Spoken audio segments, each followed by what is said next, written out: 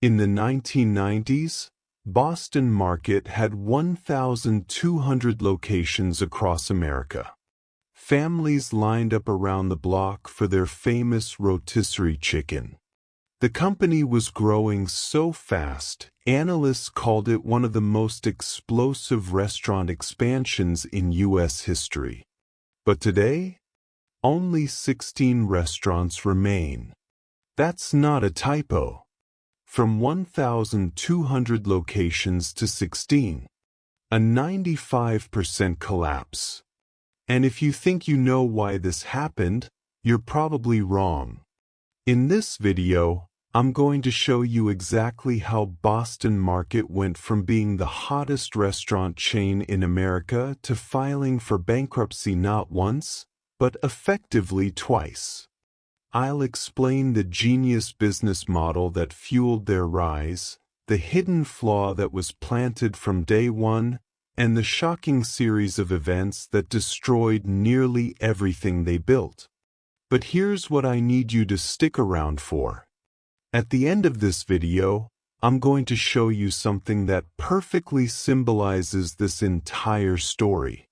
It's a place I visited personally, and when you see it, you'll understand why Boston Market's collapse wasn't just inevitable, it was almost poetic. So let's go back to 1985, to a small restaurant in Newton, Massachusetts, where two entrepreneurs were about to change the way America ate dinner. Arthur Coors and Stephen Kahlo didn't set out to revolutionize anything. They just noticed something simple. People were tired of choosing between greasy fast food and expensive sit-down restaurants. There was nothing in between. Nothing that felt like home. So they opened a place called Boston Chicken. The concept was brilliant in its simplicity. Fresh rotisserie chicken, cooked right in front of you. Home-style sides like mashed potatoes, creamed spinach, and cornbread. The kind of food your grandmother would make, but you could pick it up on your way home from work. And the timing? Perfect. This was the late 1980s and early 1990s. Both parents were working. Families were stretched thin. Nobody had time to cook a full meal anymore, but they still wanted something that felt wholesome. Something that wasn't a burger in a paper bag. Boston Market positioned itself as the healthier alternative. Not fast food. Real food. Comfort food. The kind of meal you'd serve on Thanksgiving, available every single day. But here's what made them different from every other restaurant chain trying to do something similar. They understood scale. Most restaurants at the time were either small mom-and-pop operations or giant franchises like McDonald's. Boston Market did something in between. They franchised aggressively, but they also kept tight control over the brand. Every location had those signature rotisserie ovens, visible from the counter. Every menu was the same. Every experience felt consistent. People were hungry for this. Literally and figuratively. Within just a few years, Boston Chicken wasn't just a local success. It was a phenomenon. Lines out the door. Packed parking lots. And the best part? Customers kept coming back. This wasn't a novelty. This was solving a real problem. By the early 1990s, the company had expanded across the entire United States. They had rebranded to Boston Market to reflect their broader menu. And Wall Street was watching closely. Because this wasn't just a restaurant chain. This was a growth machine. So how did Boston Market grow so fast? Most restaurant chains expand slowly because opening new locations is expensive and risky. You need real estate, equipment, staff, marketing. And if a location fails, You lose everything you invested. Boston Market found a way around this. Instead of opening restaurants themselves, they used an aggressive franchising model. But here's the twist. They didn't just sell franchises to anyone. They structured deals where they would help franchisees with financing. They'd provide loans, support, and infrastructure. This allowed them to expand at an insane pace. In some years, they were opening hundreds of new locations. 25% annual growth. Some analysts said they were opening a new restaurant every other day. And because the brand was so hot, franchisees were eager to sign up. The food was popular. The model seemed proven. And Boston Market's corporate team made it look easy. But there was something else driving growth. The power of the menu. Boston Market's rotisserie chicken was a killer product. It was simple, scalable, and hard to replicate well. You couldn't just throw a chicken in an oven and get the same result. The rotisserie ovens, the seasoning, the cooking time, it all mattered. And Boston Market had perfected it. They also leaned heavily into catering and holiday sales. Thanksgiving was massive for them. Families who didn't want to cook a whole turkey could order a complete Thanksgiving meal from Boston Market. Turkey, stuffing, cranberry sauce, pumpkin pie, the works. At their peak, Thanksgiving was one of the biggest sales days of the year. Some locations would do more business in 1 week than they do in an entire month. This gave Boston Market something most restaurant chains don't have: predictable revenue spikes. They knew exactly when demand would surge, and they could plan around it. Everything was working. The food was great. The brand was strong. The growth was explosive. And then, in the mid-1990s, Boston Market reached its false peak. By the mid-1990s, Boston Market was everywhere. 1,200 locations. Coast to coast. If you lived in a decent-sized city, you had a Boston Market nearby. And chances are, you'd been there. The brand had become a cultural fixture. It wasn't just a restaurant. It was part of the American landscape. Families grabbed Boston Market for Sunday dinner. Office workers picked it up for lunch. And during the holidays, it was a lifesaver. The media loved them. Business magazines wrote glowing profiles about their growth strategy. Wall Street analysts called them the next big thing. The stock was hot. Revenue was through the roof. The company was pulling in hundreds of millions of dollars. And the best part? They were still expanding. At this point, Boston Market looked unstoppable. They had cracked the code. They had found a way to serve home-style food at scale, and people couldn't get enough of it. If you had asked anyone in 1996 whether Boston Market would still be around in 30 years, they would have laughed at the question. Of course they would. How could they not? But if you looked closely, really closely, there was a crack in the foundation. Something that had been there from the very beginning. Most people didn't see it. The investors didn't see it. Even the executives probably didn't fully understand it yet. But it was there. And it was about to bring the whole thing down. Here's the problem with growing too fast. You can't always see what you're building on. Boston Market's expansion was fueled by franchising. But not all franchises are created equal. When you grow at 25% per year, when you're opening locations faster than you can properly vet them, quality starts to slip. Some franchisees didn't have the experience to run a restaurant. Others cut corners to boost profits. And because Boston Market's corporate oversight was stretched thin, they couldn't catch everything. But the real flaw was deeper than that. Boston Market's entire business model was built on debt. Remember how they helped franchisees with financing? That meant Boston Market was lending money to the very people who were supposed to be making the money.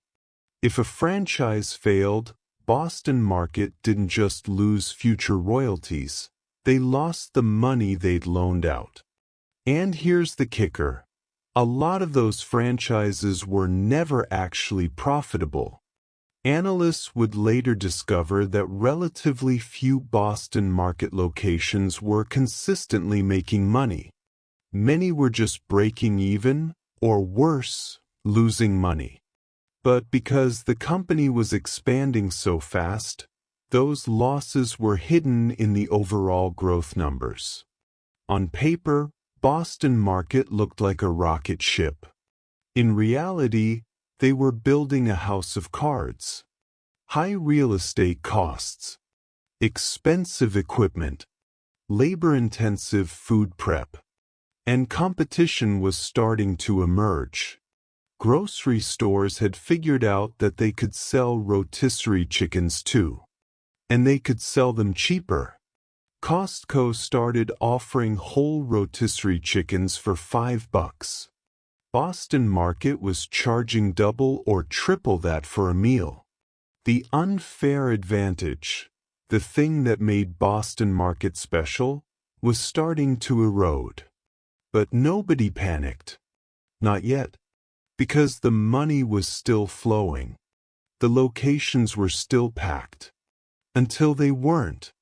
The first crack appeared in the late 1990s. Sales started to flatten. Not collapse, just slow down. Some locations that had been packed a year earlier were now half empty at dinner time. And then the competition got serious. Fast casual chains like Chipotle and Panera were emerging. They offered fresh, customizable food with a modern feel. Boston Market's menu, by comparison, was starting to feel stale. Rotisserie chicken and mashed potatoes? That was your grandma's food. Not what a young professional wanted for lunch. Grocery stores kept pushing their rotisserie chickens. And they had an advantage Boston Market couldn't match: convenience. You could grab a chicken while you were already shopping for groceries. No extra trip needed. But the real problem was structural. Boston Market had expanded into markets that couldn't support them. Small towns with one location that barely got enough traffic. Suburban areas where 3 Boston Markets were competing with each other for the same customers. The franchisees who were struggling started missing payments. First to vendors, then to Boston Market corporate. And because Boston Market had loaned them money, those defaults hit the company's bottom line hard.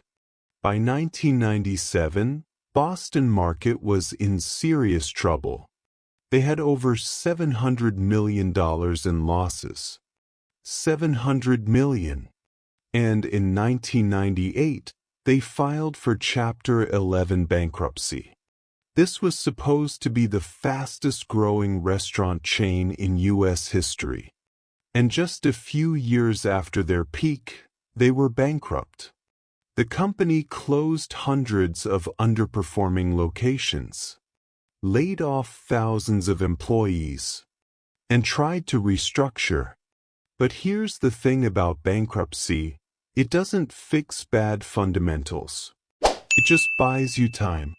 After the bankruptcy, Boston Market needed a savior. And they found one: McDonald's. In 2000, McDonald's bought Boston Market for $173.5 million.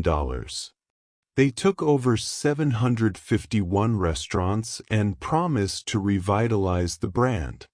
On paper, this made sense. McDonald's had the resources, the supply chain, the operational expertise. If anyone could turn Boston Market around, it was them. But it didn't work. McDonald's tried to reposition the brand. They tweaked the menu. They experimented with marketing.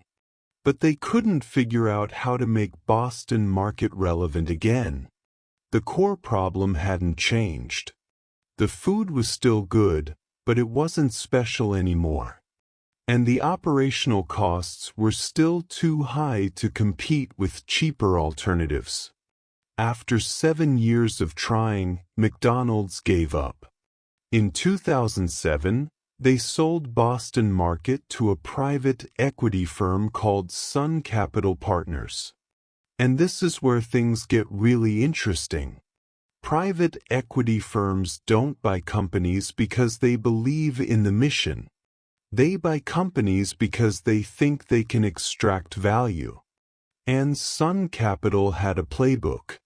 For the next 13 years, Boston Market operated under Sun Capital. They didn't expand much. They didn't innovate much. They just existed. Slowly declining, slowly closing locations, slowly fading from relevance. By 2020, Boston Market was a shell of what it had been. Sales were lower than they'd been in 2020. The brand felt like a relic.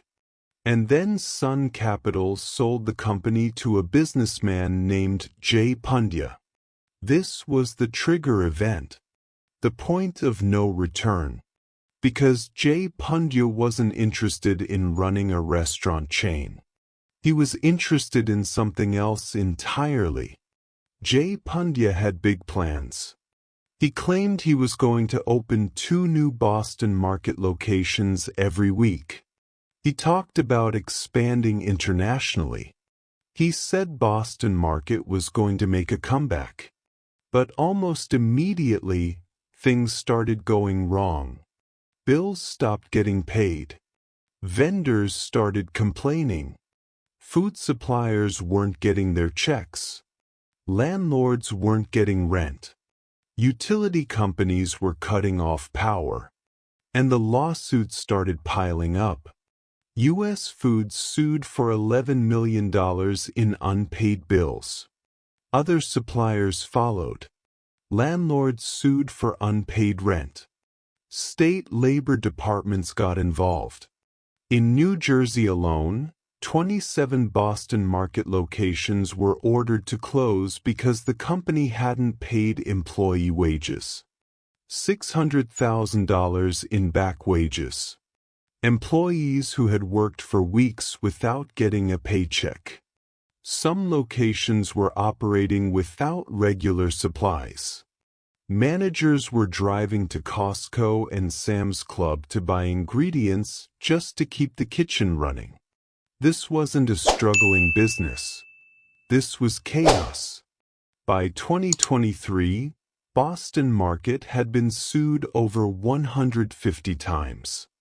Hundreds of millions in unpaid debt. And the closures were accelerating. In 2022, the chain had about 300 locations. By late 2023, that number had dropped to 79. By late 2024, only 16 restaurants remained open in the United States. 16. Out of 1,200. Employees showed up to work and found the doors locked with no notice. Customers drove to their local Boston Market and found an empty building. Some closed locations were quickly repurposed. Bagel shops, pizzerias, burger joints. The rotisserie ovens were ripped out. The signs were taken down. And just like that, Boston Market disappeared from most of America. Remember when I told you to stick around for something at the end? A few months ago, I drove to Hackensack, New Jersey, one of the last 4 Boston Market locations still operating in the state. I wanted to see it for myself, to understand what was left. When I walked in, the place was almost empty. One employee behind the counter. A couple of customers picking up orders. The rotisserie ovens were still there, still turning, but there was something off about the whole scene.